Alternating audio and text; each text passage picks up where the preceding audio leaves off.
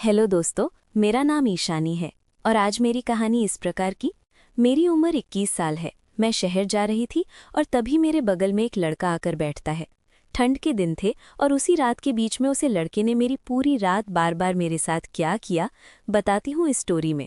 मेरा रंग गोरा और बदन ऐसा भरा हुआ, लोग देखकर बोलते थे काश मेरी जीएफ होती। मेरे दोनों संतरे बहुत बड़े बड़े थे। दिसंबर की वो रात बहुत ठंडी थी। बस स्टैंड पर कोहरा इतना घना था कि हाथ को हाथ नहीं सूझ रहा था। आर्यन अपनी जैकेट के कॉलर चढ़ाए बस में चढ़ा, लेकिन बस पूरी तरह भरी हुई थी। हर तरफ लोग चादरें ओढ़े सो रहे थे। आर्यन आखिरी कोने वाली सीट पर पहुंचा, जहां खिड़की के पास एक लड़की बैठी थी। उसने अपना चेहरा स्कार्फ से ढक रखा था। आर्यन ने पूछा, क्या यहाँ कोई बैठा है? लड़की ने बस गर्दन हिलाकर ना कहा और आर्यन वहां बैठ गया।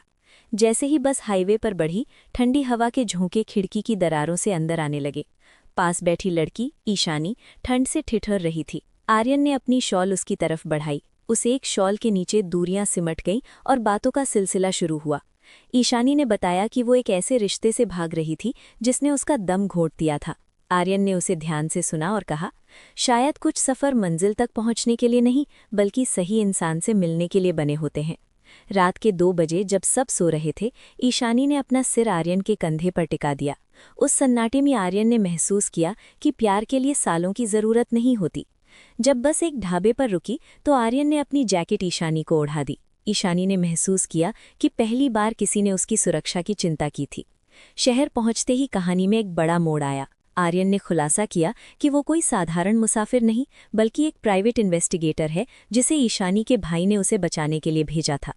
ईशानी टूट गई। उसे लगा कि सब कुछ एक नाटक था, लेकिन आर्यन ने उसकी आंखों में देखकर कहा, तुम्हें बचाना मेरा काम था, लेकिन तुमसे प्यार हो जाना मेरी हकीकत है। तभी ईशानी के फ़ोन पर एक धमकी भरा मैसेज आया। उसका पीछा करने वाला साया शहर तक पहुंच चुका था। आर्यन उसे अपने सुरक्षित घर ले गया, लेकिन वहां भी एक लिफाफा मिला जिसमें उनकी बस स्टैंड की तस्वीर थी। खतरा करीब था। वे पिछले दरवाजे से बाइक पर भागे और वापस उसी बस स्टैंड पहुंचे जहां से वे उतरे थे। आर्यन का दिमाग तेज चला। वे उसी पुरानी बस में वापस छिप गए। पीछा करने वाला आदमी बस के पास आया, लेकिन अंधेरे के कारण उन्हें देख नहीं पाया और बस वहां से निकल गई। वे दूर पहाड़ों के एक शांत गांव मृगतृष्णा पहुंचे। वहां आर्यन ने ईशानी को अपनी मां का चांदी का छल्ला पहनाया और वादा किया कि वो हमेशा उसकी ढाल बनेगा। कुछ महीने सुकून से गुजरे, लेकिन दुश्मन ने उन्हें ढूंढ ही लिया।